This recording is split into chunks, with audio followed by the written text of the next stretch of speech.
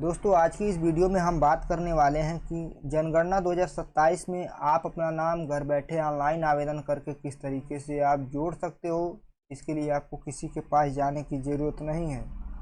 यदि आपका नाम जनगणना 2027 की लिस्ट में ऐड हो जाता है तो सरकारी योजनाओं का लाभ आप तक सीधे पहुंच सकता है। जैसे जनगणना के डेटा के आधार पर सरकार यह तय करती है कि किस क्षेत्र में कितनी आबादी है और इसे किस योजना की ज़रूरत है। इससे राशन, आवास, शिक्षा, स्वास्थ्य जैसी योजनाएं सही लोगों तक पहुंचती है और आपके क्षेत्र में सुविधाओं का विकास हो जाता है। जैसे स्कूल, अस्पताल, सड़क, बिजली जैसी सुविधाएं बढ़ाई जाती हैं और रोजगार और संसाधनों की योजनाएं आपको मिलनी स्टार्ट हो जाती है। कितने लोग पढ़े लिखे हैं, कितने लोग नौकरी की ज़रूरत है, इसके आधार पर रोजगार और ट्रेनिंग योजनाएं बनाई जाती हैं। इसी तरीके से कई सारे लाभ आप आसानी से ले सकोगे। इसलिए हमें जनगणना 2027 में नाम ऐड कराना बेहद ही कंपलसरी है। तो किस तरीके से हम ऑनलाइन आवेदन करने वाले हैं, तो चलिए शुरू करते हैं। वीडियो के लास्ट तक जरूर बने रहें। तो सबसे पहले हम अपने लैपटॉप, मोबाइल, पीसी के किसी भी ब्राउज़र में आ जाते हैं। यहाँ पर हम censusindia.gov टाइप करके सर्च करेंगे तो गवर्नमेंट की जो जनगणना 2027 की ऑफिशियल साइट है यहाँ पर शो हो जाती है। स्क्रॉल डाउन करके हम नीचे आते हैं तो यहाँ पे हमें सेल्फ इनुमरेशन का ऑप्शन दिखेगा। इस वाले ऑप्शन को हमें क्लिक करना है। क्लिक करने के बाद यहाँ पे लॉगिन का ऑप्शन देखने को मिल जाता है। तो हमें यहाँ पे स्टेट सेलेक्ट कर लेना है। यहाँ पे captcha as it is enter करना है और वेरीफाई एंड प्रोसीड वाले ऑप्शन पे क्लिक करना है। यहाँ पे हमें एक पॉपअप का मैसेज आएगा। यहाँ पे बताया जा रहा है कि करीब इस फॉर्म को भरने में आपको 15 से 20 मिनट तक समय लग सकता है। तो हमें इससे अच्छे से रीड कर लेना है। देन ओके वाले ऑप्शन को हमें क्लिक करना है। ओके पे हम क्लिक करेंगे तो यहाँ पे हम नेक्स्ट स्टेप पर आ जाते हैं। यहाँ पे एक गार्जियन का नाम इंटर करना है, जो यहाँ पे घर के मुखिया का नाम इंटर कर लेना है और यहाँ पे उनका मोबाइल नंबर हमें इंटर कर लेना है। यहाँ पे जीमेल जो है ऑप्शनल है। यहाँ पे ईमेल जो है ऑप्शनल है। इसमें आप ईमेल अपना डाल सकते हो या फिर छोड़ सकते हो। फिलहाल हम यहाँ पे अपना ईमेल आईडी इंटर करने वाले हैं और वेरीफाई एंड प्रोसीड वाले ऑप्शन को क्लिक करेंगे तो हमारे मोबाइल नंबर पर एक ओटीपी जाएगा। ओटीपी को हमें यहाँ पर इंटर कर लेना है। इंटर करने के बाद वेरीफाई ओटीपी वाले ऑप्शन को क्लिक करेंगे। इतना करते ही हमारे सामने जो है फॉर्म ओपन होकर आ जाएगा। तो हमारे सामने जनगणना 2027 का जो है फॉर्म ओपन होकर आ जाता है। यहाँ पे आप देखेंगे कि यहाँ पे हमारा स्टेट जो है यहाँ पे सेलेक्ट हमने कर लिया है। यहाँ पे जो जिला पड़ता है उसको हमें इंटर करना है। यहाँ पे हमें पिन कोड वाले ऑप्शन पे क्लिक करके जो भी आपका पिन कोड है उसको इंटर करना है। उसके बाद में इंटर करेंगे, यहाँ पे खोजे वाले ऑप्शन को क्लिक करेंगे। क्लिक करने के बाद आप देखेंगे कि जिस भी एरिया में आपका मकान पड़ता है यहाँ पर शो हो जाता है। स्थान को यहाँ पे अपना सेलेक्ट कर लेना है और स्थान की पुष्टि करे वाले ऑप्शन को हमें क्लिक करना है। क्लिक करने के बाद नीचे हमें सहेजे और आगे बढ़े वाले ऑप्शन को क्लिक करना है। तो हमारे सामने एक स्थान की पुष्टि करे का एक पॉपअप मैसेज आ जाता है। तो हमें यहाँ पे हाँ वाले ऑप्शन को क्लिक करना है। क्लिक करने के बाद हम इसके दूसरे स्टेप पर आ जाते हैं। अब इसके बाद हम दूसरे स्टेप पर आ जाते हैं।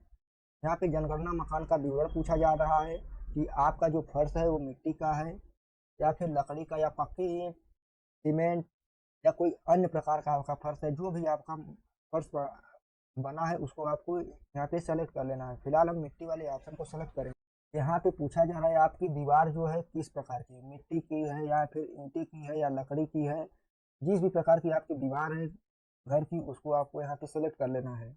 उसके बाद थर्ड ऑप्शन पे हमें देखने को मिल जाता है कि आपके मकान का जो छत है वो कंक्रीट का बना हुआ है या फिर घास फूस का बना हुआ है या फिर पक्की ईंटों का। इसमें से जो भी आपका छत बना हुआ है उस ऑप्शन को यहाँ पे सेलेक्ट करेंगे। और ये अब हमें यहाँ पे नीचे दिखाई देगा कि जो मकान की स्थिति है मतलब अच्छी है या रहने योग्य है या फिर जीर्ण शीर्ष का ऑप्शन दिख रहा है मतलब कि खंडहर है या फिर रहने योग्य है। हमारा जो मकान है वो रहने योग्य है।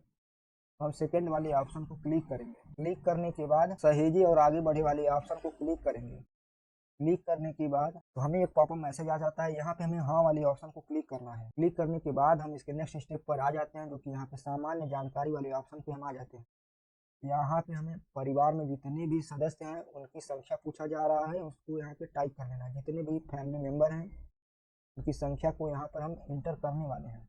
यहाँ पे हम परिवार के सदस्यों की संख्या इंटर कर लिए। यहाँ पे ऑटोमेटिक जो मुखिया का नाम हमने इंटर किया था यहाँ पर ऑटोमेटिक आ जाता है। नीचे हिंदी में ऑटोमेटिक लिखा हुआ आ जाता है। यदि आपका हिंदी नाम में कुछ करेक्शन करना है तो गूगल हिंदी इनपुट कीबोर्ड की सहायता से आप उसको सही कर सकोगे। नीचे हमें परिवार के मुखिया का लिंक का ऑप्शन दिखेगा, जो भी महिला पुरुष जो भी लगता है उसको यहाँ पर सेलेक्ट कर लेना है। फिर नीचे आ जाना है हमें, यहाँ पे कैटेगरी का ऑप्शन दिखाएगा जो भी आपका है, जैसे अनुसूचित जनजाति, अनुसूचित जाति या फिर अन्य, मतलब पिछड़ा या जनरल कैटेगरी से हैं तो आप अन्य वाले ऑप्शन को क्लिक करेंगे। और उसके बाद यहाँ पर हम आ जाते हैं तो यहाँ पे मकान की स्वामित्व की स्थिति पूछा जा रहा है। मकान जो है अपना है या फिर किराए पे रह रहे हैं, या फिर तीसरा ऑप्शन जो मिलता है किराए, या फिर आप किसी भी मकान में नहीं रह रहे हैं। यदि आपके पास कोई भी मकान नहीं, आप रोड पे रह रहे हैं तो अन्य वाले ऑप्शन पे क्लिक करेंगे। फिलहाल जो हमारा मकान है अपना मकान है तो हम अपना वाले ऑप्शन पे क्लिक करेंगे। और यहाँ पे पूछा जा रहा है आपके पास कितने कमरे हैं, कमरों की संख्या यहाँ पे हमें इंटर कर लेना है। कमरों की संख्या इंटर करने के बाद हम नीचे वाले स्टेप पर आ जाते हैं। यहाँ पे पूछा जा रहा है इस परिवार में रहने वाले विवाहित दंपतियों की संख्या कितनी है, कि जितने भी लोगों का शादी हो गया है उनकी यहाँ पे संख्या को दर्ज कर लेना है। उसके बाद यहाँ पे सहेजे और आगे बढ़े वाले ऑप्शन को हमें क्लिक करना है। क्लिक करने के बाद हमें पुष्टि करने का एक पॉपअप मैसेज आ जाता है। यहाँ पे हमें हाँ वाले ऑप्शन पे क्लिक करना है। क्लिक करने के बाद हम नेक्स्ट स्टेप पर आ जाते हैं। यहाँ में परिवार के लिए सुविधा की उपलब्धता पूछा जा रहा है, आपके पास क्या क्या सुविधाएं उपलब्ध है उसका विवरण यहाँ पे आपको देना होगा। यहाँ पे पूछा जा रहा है कि पेयजल का स्रोत आपका क्या है, कि नल का पानी आपका उपचारित है या फिर अनौपचारित है, आपके पास कुआं है या फिर हैंडपंप है। जो भी आपके पास पानी पीने का स्रोत है यहाँ पे हमें इंटर कर लेना है। नीचे हमें एक ऑप्शन दिख जाता है फिर पेयजल स्रोत की उपलब्धता, कि आपके जो पेयजल स्रोत की उपलब्धता है परिसर के घर के अंदर है या घर के बाहर है या फिर घर से दूर है, जैसा भी आपके पास सुविधा उपलब्ध है उसको यहाँ पे आपको सिलेक्ट कर देना है। अब यहाँ पे हमें नेक्स्ट स्टेप पर भेजता है तो पूछता है प्रकाश का आपके पास स्रोत क्या है, बिजली है या फिर मिट्टी के तेल से आपका यूज करते हैं या फिर अन्य स्रोत है, इसमें से जो भी, या फिर आपके पास कोई भी प्रकाश नहीं है तो उसको आपको एक ऑप्शन को यहाँ से सेलेक्ट कर लेना है। नीचे यहाँ पे शौचालय की सुलभता पूछा जा रहा है। यदि आपके पास शौचालय है तो हाँ वाले ऑप्शन पे क्लिक करेंगे, नहीं है तो नो वाले ऑप्शन पे क्लिक करेंगे। नीचे में शौचालय का प्रकार देखने को मिल जाता है। इसमें से पूछा जा रहा है आपके शौचालय में फ्लश से जुड़ा हुआ है या फिर दो गड्ढा शौचालय है, और यहाँ पे दो गड्ढा शौचालय है। जो भी आपके पास शौचालय बना हुआ है जितने गड्ढों का उसको यहाँ पे सेलेक्ट कर लेना है। और नीचे हमें एकल गड्ढा शौचालय है तो हमें इसमें से एक ऑप्शन को सेलेक्ट कर लेना है, या फिर आपके पास सर्विस शौचालय है तो इसमें से एक ऑप्शन को सेलेक्ट कर लेना है। नीचे हमें गंदे पानी की निकासी किससे जुड़ी हुई है इसको यहाँ पे आप अपने हिसाब से इसको सेलेक्ट कर लेना है। पूछा जा रहा है क्या आप परिसर के अंदर स्नान करते हैं या फिर बाहर, या फिर इसमें से किसी भी में नहीं, तो आप अपने हिसाब से इसको सेलेक्ट कर लेना है। नीचे यहाँ पे आपके पास रसोई घर है तो उसमें से कई सारे ऑप्शन मिल जाते हैं। आप रसोई घर में खाना कहाँ पकाते हैं, एलपीजी गैस में पकाते हैं या फिर आपके पास एलपीजी कनेक्शन नहीं है, जो भी आपके पास स्थिति है उसको यहाँ पे सेलेक्ट करेंगे। यहाँ पे पूछा जा रहा है कि घर के भीतर खाना पकाते हैं परंतु रसोई घर में नहीं, तो इसको आप अपने हिसाब से सिलेक्ट करेंगे। खुले में या फिर घर के बाहर खाना पकाते हैं तो इसको भी आप अपने हिसाब से सिलेक्ट करेंगे। यहाँ पे हम इस स्टेप पर आते हैं तो खाना बनाने के लिए आप कौन सा ईंधन यूज कर यहाँ पे पूछा जा रहा है आप खाना बनाने के लिए कौन सा ईंधन आप प्रयोग में लाते हैं। जैसे आप खाना बनाने के लिए एलपीजी गैस का यूज करते हैं या फिर मिट्टी का तेल या फिर बिजली या फिर उपले, इसमें से जो भी आप यूज करते हैं उसको आप अपने हिसाब से सिलेक्ट करेंगे। उसके बाद यहाँ पे सहेजे और आगे बढ़े वाले ऑप्शन पे हम क्लिक करेंगे तो पुष्टि करना एक पॉपअप मैसेज आ जाता है। यहाँ पे हाँ वाले ऑप्शन पे क्लिक करेंगे, हम इसके नेक्स्ट स्टेप पर आ जाते हैं। यहाँ पे पूछा जा रहा है कि आपके घर में क्या क्या सुविधाएं उपलब्ध है, उसको आप अपने हिसाब से यहाँ पे उसका जवाब दे सकते हैं। यहाँ पे पूछा जा रहा है कि आपके पास रेडियो ट्रांजिस्टर है तो हाँ, यदि है तो हाँ वाले ऑप्शन में से किसी एक ऑप्शन को सेलेक्ट करेंगे, नहीं है तो नो वाले ऑप्शन को क्लिक करेंगे। क्या आपके घर में टेलीविजन है तो आप हाँ या ना वाले ऑप्शन पे क्लिक करेंगे। यदि आप हाँ वाले ऑप्शन को सेलेक्ट करते हैं तो यहाँ पे आपको 4 ऑप्शन देखने को मिल जाता है, इसमें से जो भी आपको पास उपलब्ध है उसको आप यहाँ पे सेलेक्ट करेंगे। नीचे पूछा जा रहा है आपके पास इंटरनेट सुविधा है तो इसको आप अपने हिसाब से सेलेक्ट करेंगे हाँ या ना में। नीचे आते हैं तो नीचे यहाँ पे क्या आपके पास लैपटॉप कंप्यूटर कोई भी सुविधा उपलब्ध है तो हाँ या ना में इसको आप जवाब दे सकते हैं। और यहाँ पे आता है कि आपके पास मोटरसाइकिल या फिर अन्य कोई साधन है तो आप अपने हिसाब से यहाँ पे इंटर करेंगे जो भी आपके पास साधन है। जो नहीं है तो नहीं वाले ऑप्शन को क्लिक करेंगे। और यहाँ पे आप पूछा जा रहा है कि आपके पास कार या जीप है तो उसको हाँ या ना में जवाब देंगे। कि आपके परिवार में सबसे ज़्यादा क्या चीज़ खाया जाता है इसको आप सेलेक्ट करेंगे। गेहूँ या चावल जो भी आप खाते हैं उसको सेलेक्ट करेंगे।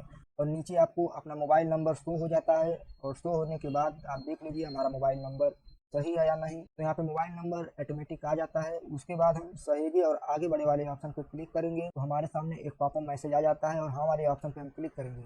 यहाँ पर आप देखेंगे कि जितने भी हमने डिटेल यहाँ पर दिया हुआ है उसका विवरण यहाँ पे कंप्लीट देखने को मिल जाता है। जिसमें से आपको कोई भी करेक्शन करना है तो नीचे आपको एक ऑप्शन देखने को मिलेगा। संशोधन के लिए वापस जाए वाले ऑप्शन को क्लिक करेंगे। यदि आपको लगता है कि हमने जो भी जानकारी दी है वो सही है तो हम पुष्टि करें और सबमिट करे वाले ऑप्शन को क्लिक करेंगे। तो पुष्टि करें और सबमिट करे वाले ऑप्शन पे क्लिक करने के बाद हमारे सामने एक अंतिम रूप से सबमिट करे वाला एक पॉपअप मैसेज आ जाता है। यहाँ पे हम हाँ वाले ऑप्शन को क्लिक करेंगे तो यहाँ पर एक मैसेज आता है कि सफलतापूर्वक आपका जो फॉर्म है वो सबमिट हो गया है। तो आपको यहाँ पर एक जनगणना पहचान संख्या मिल जाती है। इसको हमें स्क्रीनशॉट लेकर रख लेना है या फिर नोट करके रख लेना है। जब इसका काम हमें तब आने वाला है जब आपके दिए गए पते पर जब जनगणना अधिकारी आपके पते पर आते हैं तो आपको यही नंबर उनको देना होता है और आपको वेरीफाई कर आपका जो डिटेल है वो वेरीफाई करके सक्सेसफुली सबमिट कर देते हैं तो आपका नाम जनगणना 2027 की लिस्ट में ऐड हो जाता है। तो इस प्रकार से अभी तक जो जनगणना 2027 की लिस्ट में नाम ऐड होना शुरू हुए हैं वो करीब 12 राज्यों में शुरू हुए हैं। कर्नाटका, उड़ीसा, गोवा, मिजोरम, सिक्किम, गुजरात, लक्षद्वीप, दिल्ली, उत्तराखंड, केरला, इन सब राज्यों में जो है जनगणना 2027 की लिस्ट में नाम जुड़ना स्टार्ट हो चुका है 1 अप्रैल से। अब बात आती है कि उत्तर प्रदेश में नाम कब से जुड़ना स्टार्ट हो जाएगा। यदि आप उत्तर प्रदेश के निवासी हैं तो जनगणना 2027 की लिस्ट में 7 मई से 21 मई के बीच में जनगणना 2027 की लिस्ट में सेल्फ इन्यूमरेशन का फॉर्म आप 7 मई से 21 मई के बीच में आप भर सकते हैं और 22 मई से 20 जून के बीच में जनगणना अधिकारी आपके दिए गए पते पर आएंगे और आपकी सारी डिटेल वहां पे मैच करेंगे। सही पाया जाता है तो आपकी डिटेल सफलतापूर्वक सबमिट कर देंगे और आपका नाम जनगणना 2027 की लिस्ट में ऐड हो जाता है। तो इस प्रकार से हमने जनगणना 2027 की लिस्ट में नाम ऐड करना सीख लिया है। यदि किसी भी प्रकार का आपका डाउट है तो कमेंट सेक्शन में पूछ सकते हैं। तो मिलते हैं नेक्स्ट वीडियो में, तब तक के लिए जय Hind, bye bye, thanks for watching the video.